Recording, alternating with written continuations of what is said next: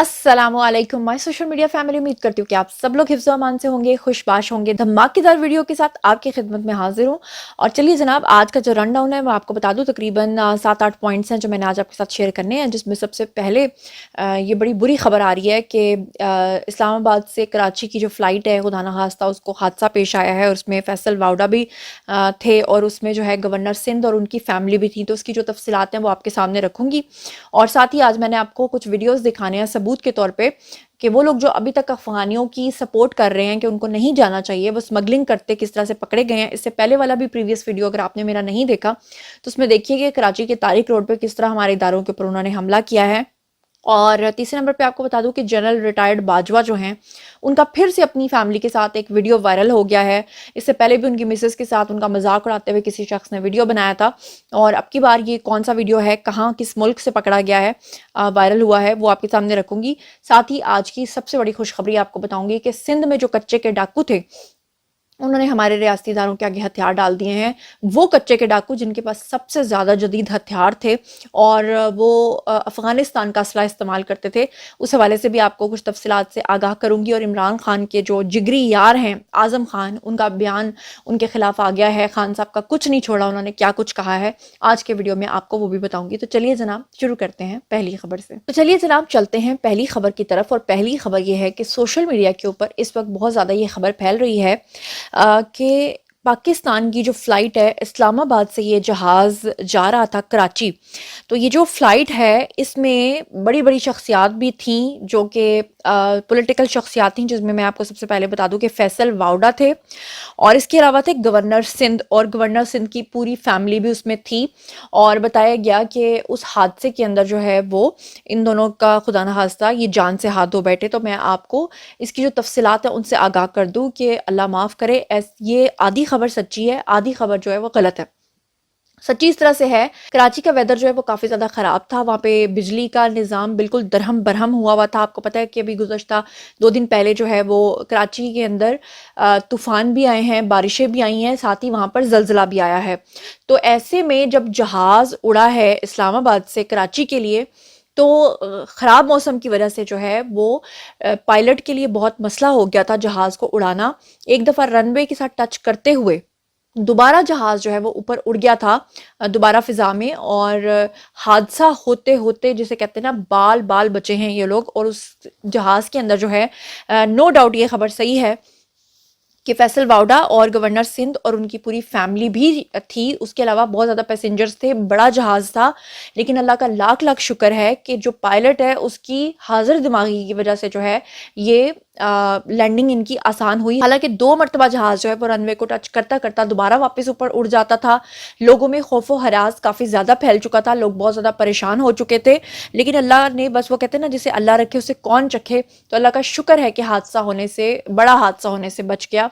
और जो फैसल वाउडा हैं उनके बारे में ये बताया जा रहा है कि वो अभी भी एक्सट्रीम इस चीज़ के डिप्रेशन में है। बल्कि जितने भी फ़्लाइट के लोग थे वो सारे के सारे बहुत परेशान हुए, बहुत पढ़ाई की उन्होंने।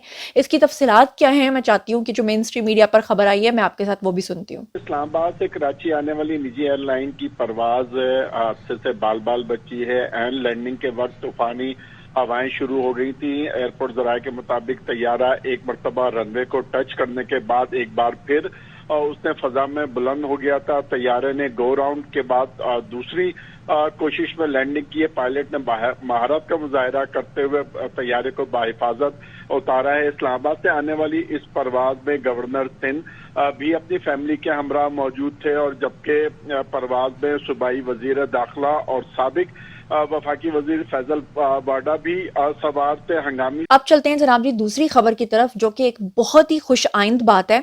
आपको जिस तरीके से पता है कि सिंध के अंदर जो कच्चे के इलाके हैं वहां पर जो डाकू हैं उनका राज है। आपको याद होगा कि हमारे जो मौजूदा वजीर आला पंजाब हैं उन्होंने भी अपने एक प्रोग्राम में ये जिक्र किया था कि पूरे पाकिस्तान से लोगों को अगवा करके कच्चे के इलाके में ले जाया जाता है और अगवा बराए तावान के जरिए जो लोगों को है वो लूटा जाता है।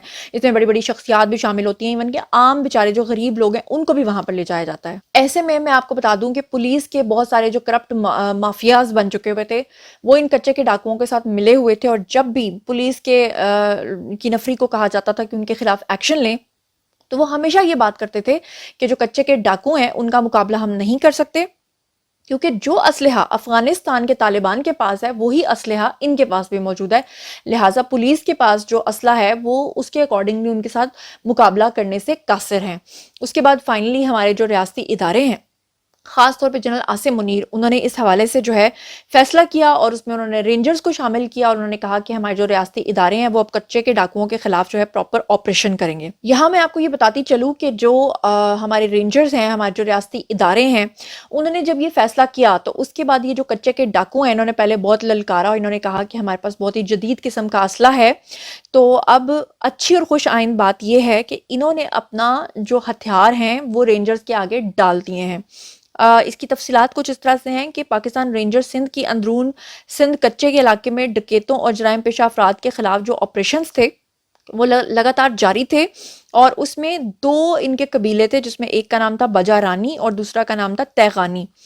یہ دونوں جو قبیلے ہیں یہ 20 سال سے لگاتار جرائم پیشہ جو چیزیں ہیں ان کے اندر انوالو تھے، اور انہوں نے فائنلی ہتھیار ڈال دیے ہیں، اور 20 سال سے ان دونوں قبیلوں کے آپس میں دشمنی چلی آ رہی تھی۔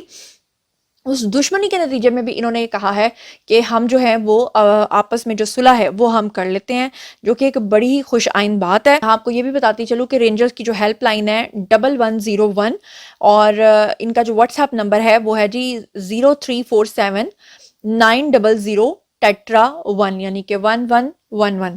تو اس پہ کال یا ایس ایم ایس کے ذریعے فوری اطلاع بھی دی جا سکتی ہے اگر آپ کسی سندھ کے آس پاس کے علاقے میں، اور اگر آپ کے پاس کوئی اطلاع ہے تو اداروں کی آپ ضرور جو ہے وہ ہیلپ لے سکتے ہیں۔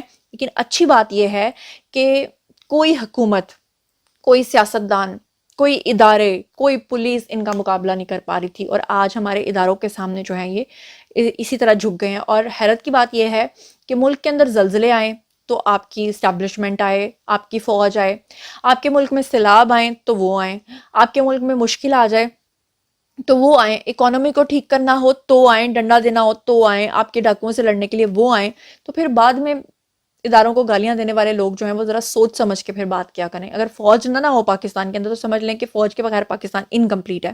بہرحال چلتے ہیں جی اگلی خبر کی طرف۔ اگلی خبر جو ہے وہ جنرل باجوہ سے ریلیٹڈ ہے۔ جنرل ریٹائرڈ آرمی چیف جو ہمارے باجوہ صاحب ہیں، کچھ عرصہ پہلے آپ کو یاد ہوگا ان کی مسز کے ساتھ ایک ویڈیو وائرل ہوا تھا جس میں وہ ایک بیرون ملک جگہ پر تھے، اور وہاں پر ایک شخص جو تھا وہ پٹھان تھا، اور وہ پہلے پٹھان پاکستانی اپنے آپ کو شو کر رہا تھا، لیکن بعد میں پتہ چلا کہ وہ افغانستان کا پٹھان نکلا تھا جس نے باجوہ صاحب کے ساتھ بدتمیزی کی تھی، اور وہاں پر ان کے اوپر جملے کسے تھے، اور اس نے کیا کیا تھا، وائس اوور بھی کیا تھا، یعنی کچھ باتیں اس نے جنرل باجوہ کے سامنے نہیں کی تھیں، لیکن بعد میں جو ویڈیوز نے ایڈٹ کیا تھا اس میں اس نے بہت ساری گالیاں اور اس طرح کی چیزیں جو ہے وہ ریکارڈ کر کے اسے سوشل میڈیا پہ وائرل بھی کیا تھا۔ پھر اس کے بعد آپ کو یاد ہوگا کہ اس شخص کے خلاف کارروائی بھی ہوئی تھی، اور اس ملک کے اندر جہاں وہ تھا وہاں سے اس کو ڈپورٹ بھی کیا گیا تھا۔ ابھی جو ہے وہ ایک اور شخصیت ہیں کوئی، جنہوں نے جناب جنرل باجوہ اپنی فیملی کے ساتھ دبئی کے ایک شاپنگ مال میں موجود تھے جہاں پر وہ شاپنگ کر رہے تھے، اور ایک شخص نے ان کا ویڈیو بنایا، نہ صرف ویڈیو کیپچر کیا بلکہ اس ویڈیو کو وائرل بھی کیا، لیکن اینڈ پہ آ کے اس نے کچھ نازیبا کلمات بھی کہے۔ بہرحال جنرل باجوہ کے حصے میں یہ جو رسوائی آئی ہے، اس میں جو شامل تھے وہ جنرل باجوہ تھے، اور ساتھ میں یہ پی ٹی آئی کے لوگ بھی شامل تھے، لیکن اب جو سارا کا سارا ملبہ ہے وہ باجوہ صاحب پر ڈالا جاتا ہے۔ بہرحال آپ یہ ویڈیو دیکھ لیجئے۔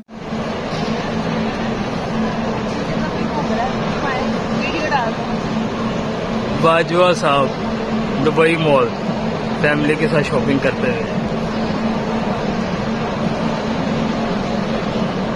چور۔ چلتے ہیں جی اگلی خبر کی طرف۔ تو میاں محمد نواز شریف وطن آنے کے لیے بالکل تیار ہیں، ان کا طیارہ مکمل طور پہ تیار ہے 156 افراد کے ساتھ، جس میں صحافی حضرات بھی ہوں گے، ان کے دوست احباب بھی ہوں گے، ان کا سٹاف بھی ہوگا، ان کے ملازمین بھی ہوں گے، ان سب کے ساتھ وہ پاکستان آ رہے ہیں، اور وہ جو کہتے ہیں نا جی آیانو، وہ آئیں، ضرور آئیں، موسٹ ویلکم، اور کہا جا رہا ہے کہ چوتھے وزیر اعظم بنیں گے، ملک کے نئی تاریخ رقم کریں گے۔ لیکن اس وقت جو لیگی وزراء ہیں، انہوں نے جو لوگ ہیں، عوام ہیں، ان کو اکٹھا کرنا ہے مینار پاکستان پہ۔ ایسے میں ایک ویڈیو بہت زیادہ وائرل ہو رہا ہے جس میں ایک صاحب ہیں جن کا تعلق نون لیگ سے ہے، یہ نون لیگ کے رہنما ہیں، ان کا نام ہے اسد الرحمان۔ اب یہ جو اسد الرحمان صاحب ہیں یہ اپنے حلقے میں لوگوں کو کنونس کر رہے ہیں، لیکن ان کا جو کنونسنگ پار ہے وہ تو اچھی ہے، لیکن ان کا ویڈیو بہت زیادہ وائرل ہو رہا ہے، لوگ ان کا مذاق اڑا رہے ہیں، کیونکہ وہ یہ کہہ رہے ہیں کہ جو کوئی بھی نواز شریف کے جلسے میں جائے گا اس کو جنت کا ٹکٹ جو ہے وہ کنفرم ملے گا۔ وہ کیا کہہ رہے ہیں، ہیو اے لک۔ نواز شریف صاحب بڑے مشکل میں تھے، تو میں نے کہا جی اللہ تعالیٰ نے فرشتوں کو کہا ہے کہ جو یہاں پر یہ بیٹھے ہیں, ان صاحب کے نام لکھ دو, یہ بغیر صاحب کے جنت میں جائیں گے. اب جتنے آپ آگے ہیں وہ تو جنت میں جائیں گے, لیکن میں جنت کا وہ یہ دیتے ہیں نا, یہ آل رسول یہ دیتے ہیں نا سرٹیفکیٹ کی, یہ جنتی ہے. تو میں آپ کو سرٹیفکیٹ دیتا ہوں کہ جو یہاں آ گئے ہیں وہ تو جائیں گے ہی, جو لاہور جائیں گے کس مارچ کو وہ بھی انشاءاللہ سیدھے جنت میں جائیں گے. اچھا بات یہ ہے کہ یہ کیونکہ نون لیگ کا ویڈیو ہے تو اس لیے وائرل ہو رہا ہے, لیکن اس طرح کی حرکات تو آپ کو پتہ ہے کہ سب سے زیادہ پی ٹی آئی کے اندر ہوتی آئی ہیں. آج تک انہوں نے کیا کچھ نہیں کہا. خان صاحب نے تو آپ کو ریاست مدینہ بنا کر دینی تھی نا, تو اس ریاست مدینہ کا کیا ہوا؟ یہ تو جنت کے ٹکٹ بانٹ رہے ہیں. وہاں پر تو آپ کی جو روحانی امی ہیں یعنی کہ بشرا آنٹی, وہ تو اپنے 5 بچے چھوڑ کر آ گئی تھیں, بچوں کے بھی آگے سے بچے چھوڑ کر آ گئی تھیں. تو پھر اس طرح کی باتیں ہوں تو ان باتوں کا تو پھر بہت سارے جوابات ہوتے ہیں, لیکن بہرحال میرا تو کام ہے جی نیوز دینا. بات کر لیتے ہیں ہمارے آرمی چیف کے حوالے سے, اور آرمی چیف کا ایک باقاعدہ طور پہ بیان نہیں آیا تھا فلسطین کے حق میں اب تک. تو وہ کہتے ہیں تھا جس کا انتظار وہ شاہکار آ گیا. حالانکہ مجھے اس میں تھوڑا سا ڈفر میں کروں گی, تھوڑا سا اختلاف کروں گی, لیکن پہلے میں آپ کو خبر بتا دوں. خبر یہ ہے کہ کور کمانڈر کانفرنس ہوئی, اور اس کے اندر جو ہے ہمارے سپہ سالار یعنی کہ حافظ سید عاصم منیر صاحب, انہوں نے یہ انعقاد اس کا کیا, اور انہوں نے فلسطین کے حوالے سے بھی بات کی. ویسے تو ہمارے ملک کے اندر اس وقت جو چیلنجز ہیں ان کو درپیش, جو ہمارے مسائل ہیں ان سے نمٹنے کے لیے انہوں نے بیسکلی یہ کور کمانڈر کانفرنس بلائی تھی, خاص طور پہ پاکستان کی معیشت کو ٹھیک کرنے کے لیے. لیکن فلسطین کے حوالے سے بھی انہوں نے بات کی, اور انہوں نے کہا کہ جو پاکستان ہے وہ ہر طرح سے سیاسی طور پہ, اخلاقی طور پہ اور سفارتی طور پہ فلسطین کی حمایت جاری رکھے گا. اور انہوں نے کہا کہ ہم مسئلہ فلسطین کے دیرپا حل کے لیے اپنے فلسطینی بھائیوں کے ساتھ کھڑے ہیں. مسلمانوں کے مقدس مقامات اور علاقوں پر غیر قانونی قبضے کو جلد از جلد ختم ہونا چاہیے. تو یہاں تک تو یہ خبر ٹھیک ہے, خوش آئند ہے, بڑی اچھی بات ہے کہ سپہ سالار کا بیان آیا. لیکن اگر مجھ سے آپ پرسنلی پوچھیں تو میرا دل یہ چاہتا ہے کہ جس طرح سے ٹرکی بہت آگے بڑھ کر فلسطین کی مدد کر رہا تھا, اسی طرح سے پاکستان کو بھی آگے بڑھنا چاہیے تھا. میں مانتی ہوں کہ اس وقت پاکستان کے وہ حالات نہیں ہیں, نہ معاشی طور پہ پاکستان کے وہ حالات ہیں, اور نہ ہی پاکستان نے ابھی کچھ عرصے سے اپنی ایک پالیسی بنائی ہے کہ وہ کسی بھی جنگ کے اندر, کسی دوسرے ملک کے اندر جو ہے وہ انوالومنٹ نہیں کریں گے. مگر پھر بھی وہ کہتے ہیں نا کہ آپ کے دل کی ایک خواہش ہے, اور خواہش یہی تھی کہ پاک فوج جاتی وہاں پر, اور یہ صرف ایک ملک کی جنگ نہیں ہے, یہ تو تمام مسلم امہ کی جنگ ہے, اس کو جیت کر آتی. بہرحال دل کا کیا کریں صاحب, دل تو دل ہے, دل بہت کچھ کرتا ہے. میرا دل اس پہ مطمئن نہیں ہے کہ ہم خالی طور پہ سفارتی طور پہ اعلان کر دیں, یا اخلاقی طور پہ اعلان کر دیں, یا سیاسی طور پہ اعلان کر دیں. اس کے لیے جانا ضروری تھا.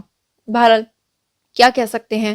اب چلتے ہیں جی اگلی خبر کی طرف. اگلی خبر جناب یہ ہے کہ عمران خان کے جو دوست ہیں اعظم خان, جو ان کے بڑے بیسٹ فرینڈ بھی رہے لیکن ان کے پرنسپل سیکریٹری بھی رہے, ان کا 164 کا جو بیان ہے وہ سب کے سامنے آ گیا ہے, اور انہوں نے گواہی دی ہے عمران خان کے خلاف, جس میں انہوں نے سارا کا سارا کچا چھٹا جو ہے وہ کھول کے رکھ دیا ہے.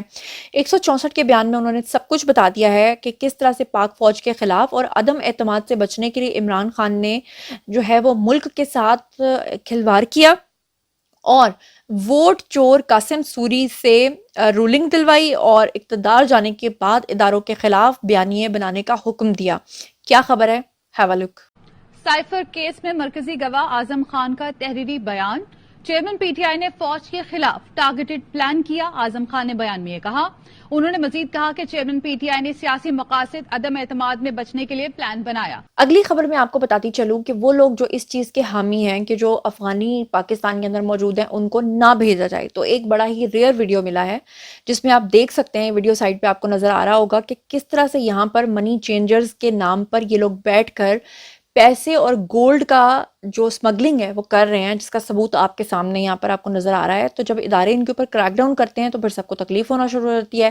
وہ کہتے ہیں کہ ایسا کیوں کیا جا رہا ہے, ایسا کیوں کہا جا رہا ہے. تو یہ ویڈیو آپ کے سامنے ثبوت کے طور پہ موجود ہے, اور یہی وہ لوگ ہیں جو ہماری معیشت کو کھوکھلا کر رہے ہیں. بہرحال تھوڑے سے دن رہ گئے ان کے جانے میں, دیکھتے ہیں کہ اب آگے کیا ہوتا ہے. اور اب چلتے ہیں جی اگلی خبر کی طرف. اب جو آخری خبر آپ کے ساتھ شیئر کرنی ہے وہ جناب یہ ہے کہ پیپلز پارٹی اس وقت کافی نالاں دکھائی دے رہی ہے نون لیگ سے بھی. اس کی وجہ یہ ہے کہ زرداری صاحب نے سوچا تھا کہ جو 16 ماہ کی حکومت ہے پی ڈی ایم کی, اس میں نون لیگ کا بھٹا بیٹھ جائے گا کیونکہ ان سے معیشت سنبھالی نہیں جائے گی, اور پھر بلاول کی باری آئے گی. لیکن اگر ہم بات کریں سورسز کی تو وہ یہ کہہ رہے ہیں کہ موجودہ اسٹیبلشمنٹ جو ہے وہ شہباز شریف کو پریفر کر رہی ہے بلاول کے بجائے، اور صرف نواز شریف کو وزیر اعظم دیکھنا چاہتی ہے کیونکہ وہ بھارت کے ساتھ امن چاہتے ہیں تاکہ ملک جو ہے وہ ترقی کر سکے، کیونکہ یہ حقیقت ہے کہ جب تک آپ لڑتے رہیں گے اپنی سرحدوں پہ تو آپ کی ساری اٹینشن وہاں ڈائیورٹ رہے گی، تو آپ کا ملک ترقی کب کرے گا؟ ان کی نظر میں یہ کام صرف اور صرف نواز شریف کر سکتے ہیں۔ بھارت سے امن قائم ہونے سے بھی ملک میں دہشت گردی کی جو لہر ہے وہ ختم ہو سکتی ہے۔ اس کے علاوہ جو پاکستان کے تعلقات ہیں چین کے ساتھ، سعودی عرب کے ساتھ، قطر کے ساتھ، امارات کے ساتھ، اس میں جو بڑی سرمایہ کاری ہے وہ بھی صرف نواز شریف لا سکتے ہیں، کیونکہ جتنے بھی ممالک ہیں ان کا کہنا یہ ہے کہ ہم سرمایہ کاری تبھی کریں گے جب نواز شریف ملک کے پرائم منسٹر ہوں گے، کیونکہ ان کو ان کے اوپر ٹرسٹ ہے۔ اس لیے برطانیہ میں جو پاکستانی سفیر ہیں انہوں نے نواز شریف کو ایئرپورٹ پر آ کر رخصت بھی کیا، اس کے ویڈیوز بھی وائرل ہوئے اور آپ نے دیکھا کہ اس کی کتنی تکلیف بھی ہوئی۔